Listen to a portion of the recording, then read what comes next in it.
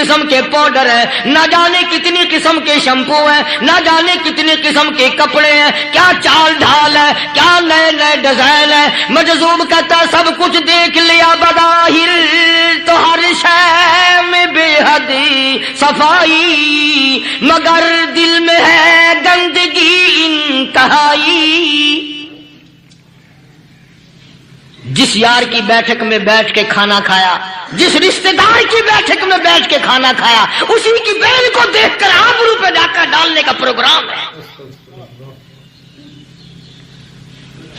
جس دوست کے گھر میں بیٹھ کے کھانا کھایا، اسی دوست کی بیوی کی عزت لوٹنے کا پروگرام ہے۔ پرانے زمانے میں اب بھی دلی جیسے شہر میں اگر دعوت کی جاتی ہے تو وہاں ایک تشتری میں نمک آتا ہے سب سے پہلے۔ عرب میں بھی دستور تھا پرانے زمانے میں، اگر کوئی دعوت کرتا، کوئی تقریب کرتا، سب سے پہلے نمک آتا تھا۔ ایک ایک انگلی ہر شخص نمک چاٹتا تھا۔ کیا مطلب؟ جس نے نمک چاٹ لیا اب وہ نمک حرامی نہیں بنے گا۔ اس گھر میں چوری کرنا، اس گھر کی آبرو کا غلط تصور لانا، اس گھر کے مال میں خیانت کرنا وہ حرام سمجھتا تھا جس گھر کا میں نے نمک چکھ لیا۔ اور مسلمانوں کی بات نہیں، ہندوؤں کی بھی یہ باتیں تھی۔ مولانا محمد علی صاحب جلندری سب قید رحمت اللہ علیہ فرمایا کرتے تھے کہ ایک سکھ تھا بہت بڑا ڈاکو، مسلمان اور ہندو مل کر اس کو ساتھ ملا کر کے لے گئے کہ یہاں اس گاؤں میں اس پنڈ میں ڈاکہ ڈالے۔ سفر کر کے گئے، تکلیف اٹھا کے گئے۔ اس سکھ ڈاکو نے پوچھ لیا کہ یہ کون سا گاؤں ہے کہ یہ فلانا ہے۔ اچھا سارے کے سارے یہ تلاش کرو، یہ سوچ بچار کرو، اپنے پنڈ کی، اپنے علاقے کی، کسی مسلمان کی، کسی ہندو کی، کسی سکھ کی، کسی چوڑے چمار کی اس گاؤں میں لڑکی تو نہیں؟ ہمارے یہاں سے کوئی لڑکی تو شادی ہو کے یہاں نہیں آئی ہوئی؟ ان ساروں میں سے کہنے لگا کہ ہمارے بھنگی کی لڑکی جمعدار کی یہاں آئی ہوئی ہے۔ کہنے لگا واپس چلو، بیٹی بیٹی ہے چاہے بھنگی کی ہو یا نواب کی ہو۔ ارے کل بیٹی کا ڈولا دیا تھا، آج ڈاکہ ڈالیں گے، شرم نہیں آئے گی؟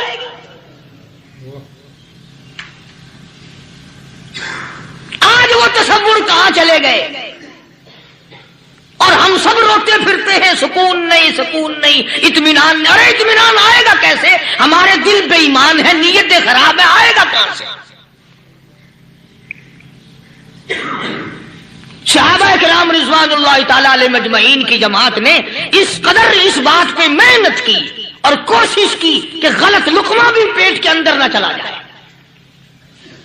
چنانچہ میں علی الاعلان کہتا ہوں 1,29,000 صحابہ کرام، کالی کملی والے کے دیوانے اور پروانے، حضور کے یار جانثار، حضور کے ساتھ فاقہ کھانے والے، فاقوں مرنے والے، پتھر کھانے والے، اپنے بچوں کے ٹکڑے ہوتے ہوئے دیکھ کر لا الہ الا اللہ محمد الرسول اللہ کی صدا بلند کرنے والے صحابہ کرام کا یہ حال تھا۔ پیدل سفر کر کے جاتے تھے یہودی عیسائی، شام نکل گئے، فلسطین نکل گئے، ہندوستان آ گئے، 2 سال لگ جاتے تھے۔ اپنی جوان بیٹیوں کو مسلمانوں کے گھروں میں چھوڑ کے آ جاتے تھے۔ کبھی نکاح نبوت نے جن کو رنگ دیا تھا، کبھی کسی صحابی پہ ذرہ برابر الزام نہیں لگا۔ ان یہودیوں کا، ان عیسائیوں کا یہ عقیدہ تھا کہ محمد صلی اللہ علیہ وسلم کے جو غلام ہیں ان کی نگاہ بھی پاک ہے، ان کے دل بھی پاک ہیں، ان کے ارادے بھی پاک ہیں، ان کے ہاتھ بھی پاک ہیں۔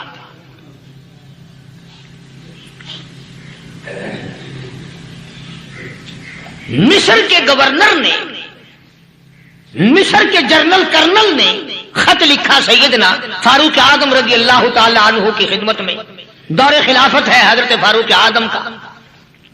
کیا خط لکھا کہ حضور مجھے کافی وقت گزر گیا ہے اور فلاں علاقے میں آپ کے حکم سے ہم نے جانا ہے اور راستہ صرف ایک ہے اور اس راستے میں جال بچھا دیا گیا۔ اب مجھے مشورہ دیں میں کیا کروں، حکم دیں مجھے۔ جال کیا بچھا دیا گیا کہ ہمیں پتہ چل گیا ہے عیسائیوں نے پروگرام بنایا سینکڑوں لڑکیاں تلاش کر کر کے بڑی خوبصورت حسینہ اکٹھی کی ہیں، ان کو گانے بجانے کی ٹریننگ دی ہے، ان کو اچھی اچھی آوازوں والی لڑکیاں ڈھونڈ کے لائے ہیں، اور انہوں نے یہ پروگرام بنایا کہ جب مسلمانوں کی فوج اس گلی سے گزرے گی ان کوٹھوں کے اوپر چڑھ کے گانا بجانا کریں گے تاکہ ان کے دل میں بدماشی آئے اور ان کا بیڑا غرق ہو۔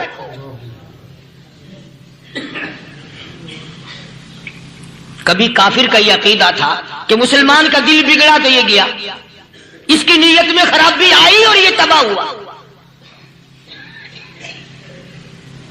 جناب فاروق اعظم رضی اللہ تعالیٰ عنہ نے اسے یہ خط نہیں لکھا کہ تو قرآن پڑھا کر، تو نفل پڑھا کر۔ امیر المومنین خلیفۃ المسلمین سیدنا فاروق اعظم رضی اللہ تعالیٰ عنہ نے اپنے جنرل کرنل کو خط لکھا کہ اس میں لمبی چوڑی فکر کی کوئی بات نہیں، اس میں کوئی پریشانی والی بات نہیں، کوئی سوچ و بچار والی بات نہیں، سارے تیری فوج میں تیری کمان میں مسلمان ہیں، سب کو اکٹھا کر لے، ساروں کو اکٹھا کر کے قرآن کریم کے سورت نور کی 2 آیتیں سنا دے۔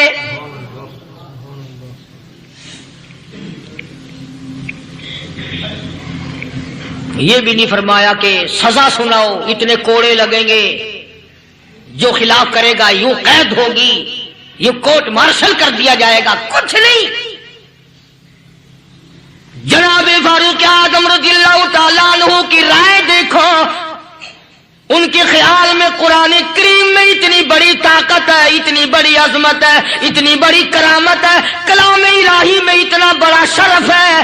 اعلان کر دیا، فرمایا اپنے کرنل کو ساری فوج کو، لشکر کو اکٹھا کر کے قرآن کریم کی فلاں فلاں آیت سنا دے۔